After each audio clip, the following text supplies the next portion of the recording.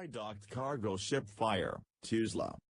General cargo ship SORMOVSKIY 118, dry docked at Astas Shipyard, Tuzla, Turkey, suffered fire in superstructure on April 17. Several fire engines responded, fire understood to be extinguished, no injuries reported. No other information available at the moment, including exact location of the fire, its cause, and the extent of damages. Photo Danis Haber.